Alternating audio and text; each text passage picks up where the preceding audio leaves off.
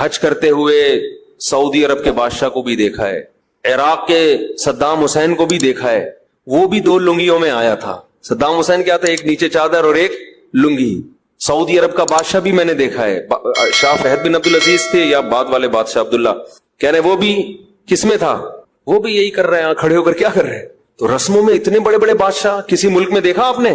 عراق کا بادشاہ بھی آ رہا ہے, کویت کا بادشاہ بھی آ رہا ہے, لیبیا کا صدر بھی آ رہا ہے, مصر کا صدر بھی آ رہا ہے, پاکستان کا وزیر اعظم صدر بھی جا رہا ہے, چیف آف آرمی بھی جا رہا ہے, پیغمبر بھی جا رہے ہیں, صحابہ بھی جا رہے ہیں, تابعین بھی جا رہے ہیں, ابو حنیفہ بھی گئے, امام حضرت حسین بھی گئے, حضرت حسن بھی گئے, امام بخاری بھی گئے, امام مسلم بھی گئے. کہاں کہاں سے. اب تو آسان ہو گیا. پہلے تو بھائی سال لگتا تھا بیت اللہ پہنچنے میں. آپ ذرا پرانی تاریخیں اٹھا کے دیکھو, ایسے نہیں تھا کہ پتھر مارنے کے لیے جا رہے ہیں جہاز میں بیٹھ کے, نا نا نا نا نا. من کل فج عمیق, اللہ نے ابراہیم علیہ السلام سے کہا یہ جو زمین ہے نا جہاں تم اپنی زوجہ کو میری خاطر چھوڑ کے گئے تھے, جہاں گھاس کا تنکا نہیں ہے, یہاں کھڑے ہو کر اعلان کر دو, اذن فی الناس بالحج یاتوک رجالا وعلی کل ضامر یاتین من کل فج عمیق. اے ابراہیم ندا لگا, تو کوئی سننے والا نہیں ہے, اس سینکڑوں میل تک آبادی نہیں ہے, ریگستان اور چٹیل پہاڑ گرم جیسے سلاخیں ہوتی ہیں, ایسے پہاڑوں میں اللہ 4000 سال پہلے حضرت ابراہیم سے اعلان کروا رہا ہے کہ اعلان کر دو. اس کا نتیجہ یہ نکلے گا کہ لوگ پیدل بھی آئیں گے اس گھر کی زیارت کے لیے, ریگستانوں کا سفر کر کے. لوگ اونٹوں پر بھی آئیں گے, اور کمزور اونٹوں پر. کمزور کیوں؟ اونٹ جب اپنے ملکوں سے چلے تھے, تگڑے تھے, چلتے چلتے یہاں تک پہنچتے پہنچتے اونٹ بھی کیا ہو جائیں گے, لاغر. من کل فج عمیق, ہر نشیب و فراز کو عبور کر کے سمندروں کے راستے. تو کیسے بھائی یہ کوئی رسم ہے؟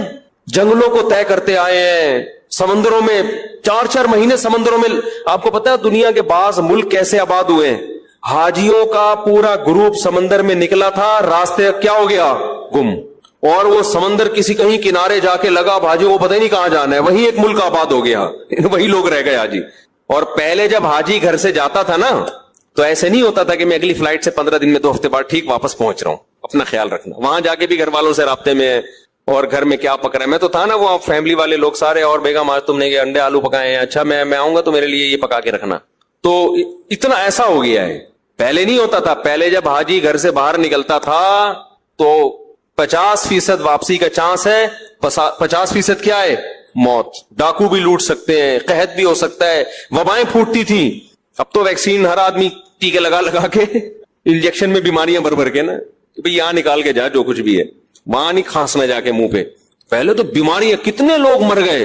اور جب ریگستانوں کو کراس کر کے بیت اللہ پہنچتے تھے چیخیں نکل جاتی تھی لوگوں کی, ایسا جذبہ تھا لوگوں میں, کیونکہ مشقت تھی تو اللہ نے جذبے بھی زیادہ رکھے تھے پھر لوگوں کے. تو اب بھی مشکل ہے, اب بھی آسان نہیں ہے. اب جو لوگ سمجھتے ہیں نا کہ حج بہت آسان ہے, اب تو جاؤ 5 دن حج میں تیل نکل جاتا ہے انسان کا. وہ جو منا اور مزدلفہ احرام کی حالت میں, اور پھر طواف زیارت, وہ آپ یوٹیوب پہ طواف زیارت ذرا لکھ کے سرچ تو کریں, کیونکہ 3 دن کے اندر سارے حاجیوں نے طواف کرنا ہے. ایسے چپک کے لوگ چل رہے ہوتے ہیں, آسان نہیں ہے آج بھی, کیونکہ اب مشکل اس لیے ہو گیا کہ لائف بہت لگژری ہو گئی ہے. تو اب اللہ نے یہ سہولتوں میں ہی وہ ٹینشن رکھ دی ہے. ہمارے ساتھ جو ایک مولانا تھے, عالم تھے, انہوں نے بتایا کہ ایسا بھی ہوا یہاں پہ کہ لوگ آئے, احرام باندھ لیا, عرفہ سے پہلے گھر چلے گئے کہ ہمارے اندر ہمت نہیں ہے حج کرنے کی. ایسے بدبخت لوگ بھی ہیں کہ بھئی ہمارے اندر ہمت نہیں ہے, بھئی یہ تو بہت ٹینشن کا کام ہے. تو تبھی تو بھاگنے کی کر رہے ہوتے ہیں لوگ جلدی جلدی. تو رسم ہے یہ, دنیا میں کہیں اتنی مہنگی رسم نہیں ہوتی, اور جس میں کوئی انٹرٹینمنٹ نہیں ہے. ایک احرام میں جب انسان اتارتا ہے اتنا سکون ملتا ہے, اپنے شلوار قمیض میں آ گیا. بھائی کیا سکھایا جا رہا ہے, غلامی. کیا سکھایا جا رہا ہے, غلام ہو, پیسہ خرچ کرو. اور اللہ نے دھمکی کتنی بڑی دی ہے جو حج نہ کرے. کرنا کیا ہے, وہاں جا کے اللہ کے گھر کے چکر, اور پہلے 3 چکروں میں رمل کرنا ہے. اس میں بھی لوگوں کو شرم آ رہی ہوتی ہے. جب آپ حج پہ جاتے ہیں پہلے 3 چکر میں کندھا کھولنا ہی ہے. اب جس کی طبیعت میں حیا بہت زیادہ ہے اس کے لیے کندھا کھولنا آسان نہیں. کہہ رہے یار اللہ 2 چادریں پہنا دی, اسی پہ مشکل ہو رہا. اللہ کیا کہہ رہے یہ کندھا کھولو, اور پھر پہلوانوں کی طرح اچک کے چلو 3 چکروں میں.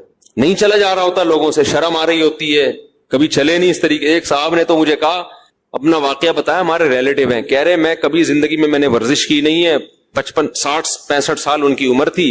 کہہ رہے میں نے جب پہلے 3 چکروں کے لیے مجھے مولانا نے بتایا کہ یوں کر کے چلنا ہے, کہہ رہے میں نے یوں کیا تو بس یوں ہی ہو گیا میں. کہہ رہے میرے کو پٹھا اکڑ گیا نا.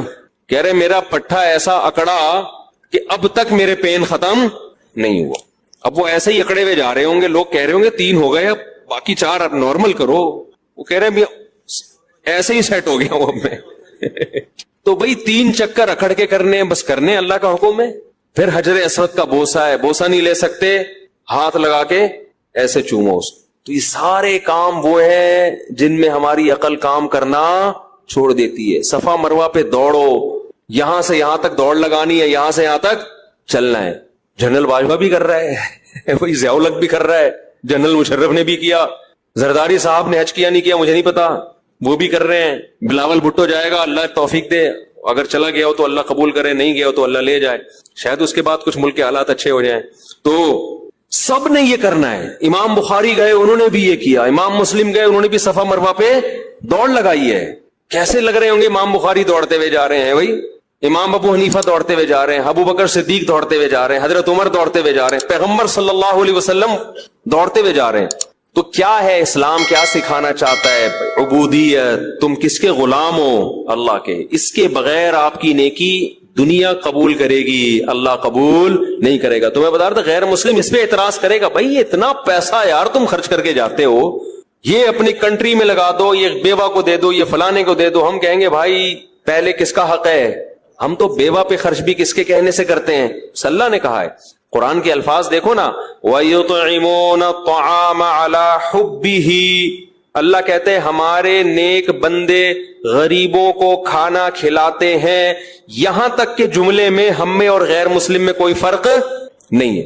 ہم بھی کہتے ہیں نیک بندے غریبوں کو کھانا کھلاتے ہیں, ہندو بھی کہتا ہے نیک بندے غریبوں کو کھانا کھلاتے ہیں, عیسائی گورے بھی کہتے ہیں نیک بندے غریبوں کو کھانا کھلاتے ہیں. اچھی علامت ہے نا غریبوں کو کھلانا. بل گیٹس بھی کہتا ہے اچھے بنو اور غریبوں کو کھانا کھلاؤ. وہ کہتا ہے میں بھی کھلاتا ہوں, تم بھی کیا کرو, کھلاؤ. لبرل لوگ جو خدا کو نہیں مانتے وہ بھی کہتے ہیں اچھا انسان, نائس پرسن, جو غریبوں کو کھانا کھلائے. انگلش میں کہتے گا وہ, زیادہ زیادہ اردو میں شرم آ رہی ہوگی اس کو, نیک بولنے کے بجائے بولے گا نائس پرسن ہے, غریب کو پور بول دے گا. تو یہ اس پہ سب متفق ہیں, کوئی اردو میں ڈیفائن کر رہا ہے, کوئی انگلش میں, کوئی پشتو میں. لیکن قرآن کہہ رہا ہے نا نا نا نا نا نا نا, میری نظر میں نیک کی ڈیفینیشن یہ نہیں ہے. وَيُطْعِمُونَ الطَّعَامَ پہ تو ساری دنیا متفق ہے. یہ سمجھانے کے لیے مجھے پیغمبر کو بھیجنے کی ضرورت نہیں تھی. آگے جملہ ہے وہ پیغمبر تمہیں بتائیں گے, میں وہی کر کے پیغمبر پہ نازل کروں گا سورہ دہر کی آیتیں, اور میرا کلام پیغمبر نقل کریں گے. وَيُطْعِمُونَ الطَّعَامَ عَلَى حُبِّهِ, علا پتہ ہے کسے کہتے ہیں؟ علا کا مطلب ہوتا ہے اوپر. کیا مطلب علی حبہ؟ میں کہتا ہوں نا القلم علی الطاولہ, تو مطلب کیا ہے؟ قلم تپائی پر رکھا ہوا ہے. القلنسوۃ علی الرأسی, علی کا مطلب کیا ہوتا ہے؟ پر. اردو میں جس کو ہم پر کہتے ہیں نا, اوپر. میں کہتا ہوں پگڑی یا ٹوپی میرے سر کے اوپر ہے. اب قرآن کے لفظی ترجمہ دیکھو, یہ لوگ لوگوں کو کھانا کھلاتے ہیں علی حبہ, محبت کے اوپر. یعنی محبت اللہ کی نیچے ہوتی ہے اور کھانا کیا رکھا ہوا ہوتا ہے؟ اوپر. لفظی ترجمہ اس کا یہ ہوگا, یہ کھانا اللہ کی محبت کے گویا اوپر رکھ کے کھلاتے ہیں. لفظی ترجمہ یہ, اللہ کی محبت نیچے ہے, کھانا اس کے, ارے ہونا تو یہ چاہیے کھانا پلیٹ کے اوپر رکھ کے کھلائے نا. بہت مشکل ہے یار بات سمجھانا. کھانا کھلائیں پلیٹ پہ رکھ کے, میز پہ رکھ کے, 10